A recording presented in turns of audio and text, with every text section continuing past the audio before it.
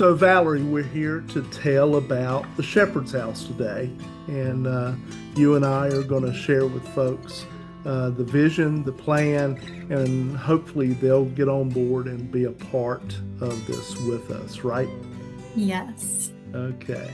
So, what is the Shepherd's House? The Shepherd's House began as a dream that I had when first starting Christ Centered Solutions.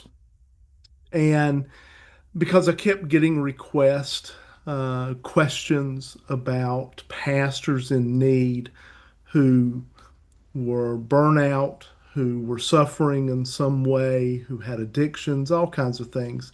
And they needed a place to go because they were no longer pastoring a church. They were having family issues. And so that's where the idea of the shepherd's house came from. And so when Valerie came along, we kind of jumped on it together and she had some great ideas. And so we have combined our visions, so to speak. Let's talk a little bit more about the purpose of the Shepherd's House. Valerie, tell us a little bit about that. So when I was putting together the purpose of the Shepherd's House, I kind of came up with these 5 R's, which are rest, which was kind of the main thing that Pastor Rod was talking about. Also, reconnect, reflect, repair, and revel. And we're going to go into more detail on all of these as we continue this presentation. Right. Yeah, I love those 5 R's. I would love to tell people that I came up with that, but I did not. You came up with that, and I think that they all fit well within the vision of what we want to do and what we believe God is calling us to do with the Shepherd's House. And they all are rooted in biblical principles, and I so appreciate that. But yeah, when we were talking, how you love the outdoors and how I love the outdoors, and I talk about sometimes just getting on my bike and going. And each year when I get to take a bike packing trip, just getting out in the woods, getting away, putting my tent up or my hammock up after a day's ride. And I just spend that time. I find myself praying, talking to God, thinking through things of ministry, life, and those type of things. And so tell us a little bit more about kind of your ideas of, being outdoors and how it all connects. Yeah, so when you first started talking about your dream for the shepherd's house, it's just amazing how I've always had a similar dream of just having a place where people could come and reconnect with God through nature and through animals and just having some time away from the daily routine, the stress of your regular life. So for me, one of the things that helps me calm down is being around horses. I have horses, and I've seen so many times how people can come and be around these horses and they just release. I mean, sometimes they'll just start crying. Sometimes they'll just express that it just feels so peaceful here. And I just feel so relaxed when I'm out here, and it can be just being outside in general, but I think there's something really special too, and it's different for everyone. So, I mean, out in the mountains, anybody can find something that they can connect with, whether it's being around a horse, going on a mountain biking trail like you like to do, or just sitting and looking at a beautiful sunset or a waterfall. Getting back to where everything can just kind of slow down and we can refocus on God, and what He's doing in our life and what He wants us to do, I think is just a wonderful thing for those who have experienced traumas and hurts and failures. And these pastors oftentimes shoulder so much, and they don't take the time to get away and experience these kind of things, this alone time with God, because they don't feel like they can afford to, and afford to not just financially, but afford to in a sense of stepping away from church life for just a little bit from their congregations in order to kind of re-energize their lives. Let's talk about the holistic approach to soul care. And just quickly, um, when we talk about ministering to people, whether it's through the shepherd's house or something like the shepherd's house, or just meeting in our office with someone or online, we are Christ-centered, biblically based, and so we recognize that man is more than just flesh and bones. It is mind, body, soul, spirit, and so we want to minister to the whole person, and that does start with a biblical understanding of who man is and who God is. But we also want to provide that mental and emotional help. In the shepherd's house, we would look to do daily counseling with the men who would come and be a part of this. It might be group counseling, but in all of that, we would also include some physical activity because they would have to help take care of the home in which they live for the next 12 months or shorter periods of time. How about this next section, the need for the shepherd's house, Valerie? You want to speak to that just a little bit? Yes, so there are a lot of scary numbers out there, and these are a few that I pulled up from some Barna studies. The pastor burnout rate is 42%. I mean, that's how many pastors seriously considered quitting ministry work in the past year, 42% of full-time pastors. So that's just a sign that there's something that's not working out quite right and that maybe they need some rest. So also 18% of senior pastors said that they had considered self-harm or suicide in the past year. And that is alarming. I mean, just to think that the ones who are leading our flock, so to speak, could be feeling that way. That's a pretty high percentage, and it could be more. I mean, a lot of pastors may not express that. And also, 11% of pastors have reported, only 11% have reported excellent physical well-being. So, being a pastor, there's a lot of time sitting in a hospital, sitting in an office, preparing sermons.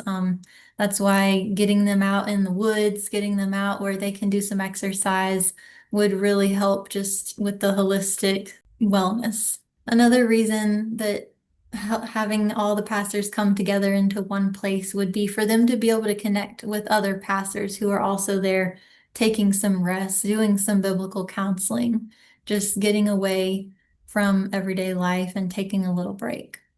Right. And I'll just add to that quickly, and that is these numbers some consider to be on the low side. There's some studies out there that, like through the Schaefer Institute, that show burnout is as high as 71% among pastors. Yeah, these numbers are kind of disturbing. So let's talk briefly just reasons for pastor burnout. One, the workload. Pastors typically are around the clock 7 days a week, and many, because most pastors are shepherding small churches. They're the only one on staff in most of these churches. The average church in America is less than 100 people, and there's only one pastor to take care of 100 plus people sometimes. And he just doesn't feel like he can step away because of all the needs of the people, the needs of his family. It's really difficult sometimes. So the workload there, which goes to the lack of a sabbatical, the lack of rest, feeling that he's the only one that can do it because God has entrusted these people to his care. And he doesn't necessarily trust very easily. He doesn't trust others to come and take care of his people while he's away. So who's invited? Well, all pastors, preferably with a few years under their belt. Pastors who have been in it for a little while, who are struggling or finding themselves beginning to struggle, um, the shepherd's house would be open to them. Of course, pastors who have fallen, yes, possibly in their marriages. There's addictions. There's a whole host of issues why they may have fallen into a particular sin. And so we want to help these pastors to restore them to get them connected in a right way back to God. And the program that we're looking at, which if you invite us to your church or your group, we'll share more about that. But pastors who may need care and biblical counseling for up to 12 months. Some of it may be shorter. But let's talk a little bit more about those 5 R's, Valerie. Sounds good. So the first of the 5 R's that we came up with is rest. This was kind of the primary idea behind the Shepherd's House was to give pastors a chance to get away and to rest. And rest is important for our physical bodies, but it's also God made it clear that it's important to rest. He made it clear when he created everything and he set an example by taking a day of rest. And rest, even though a pastor is taking time away from his church, this is also a time for him to build faith because it does take faith to be able to step away from your church, from your flock, and trust God that He will continue to provide and continue to care for the church. Okay. Then we have reconnect, as we had talked about. So, just a chance for pastors to not only reconnect or connect with other pastors by just being around other men, other godly men, other pastors, different ages, different experiences that they can learn from, but also, of course, reconnecting with God, having some time where pastors can focus on their relationship with God, reconnect with who they are, who God created them to be. And reflect. So when we talk about reflect, this leads into what I was just saying about nature, being kind of a gateway or a way for pastors to be able to connect. I mean, there are things in the scriptures about how nature can teach us about God. I mean, the idea of the shepherd's house is for people to be able to come out and get out in nature, calm their nerves, breathe fresh mountain air, see the birds, pet the horses. Okay, how about repair? So this is the one of the key components, of course. It would be great for pastors to come out and rest and reconnect and everything, but we really want to work on their soul care. So when we talk about repair, we're talking about the biblical counseling aspect of being able to meet one-on-one with another pastor, even a retired pastor, a counselor, a biblical counselor. And this is basically for the ones who've been pouring into others, they need to be poured into as well. So this is their chance to kind of have the tables turned and be poured into and have their souls cared for. As a pastor, former pastor, semi retired pastor, I felt like I was constantly pouring into others, but I didn't always allow others to pour into me. And and and I cheated myself and I cheated my people because I was not always taking the best care of myself because I didn't allow that to happen. But we Mhm. want to change that for these pastors. And then revel. Well, what do we So, mean by revel? so I kind of came up with this based on the scripture from John 10:10, where he talks about that Jesus came so that they may enjoy life and have it in abundance. Part of coming out and getting away from things is just a way for them to just enjoy life and in that way they can reconnect and kind of get grounded like you were saying earlier by being around the animals, being around beautiful scenery or just all the different seasons that we have up here. in North Carolina in the mountains, all the different activities that there are to enjoy, from fishing to kayaking to mountain biking to horseback riding, just being out in nature, enjoying a little bonfire, just enjoying life. Right. Yeah, and when we talk about in we recognize John 10:10, enjoying life means life in Christ. But these are also common graces that God has given to us. And they are to be used for his glory. And so I appreciate reveling or celebrating life that God has given to us and the life around us. One of the things that um, we need to do and that we've been doing, I've been doing a lot of, and that is creating church partnerships. At Christ Center Solutions, we have partnerships and we have supporting churches. So partnering churches and supporting churches.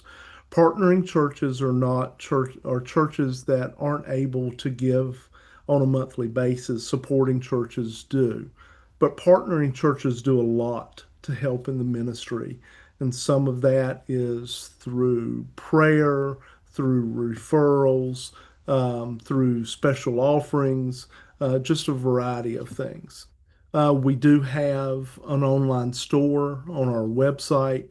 And so everything that we create, the journals, the books, the fundraiser that we do each year before Christmas with puzzle books and those type of things, everything goes back to the ministry and goes to help projects like the Good Shepherd's House. And then grants. We need help writing grants, looking for grants, and so we need expertise in that. So that's one of the things that I'm doing. How about acquiring property, Valerie? So I did mention earlier that we're looking to have the Shepherd's House located in Western North Carolina.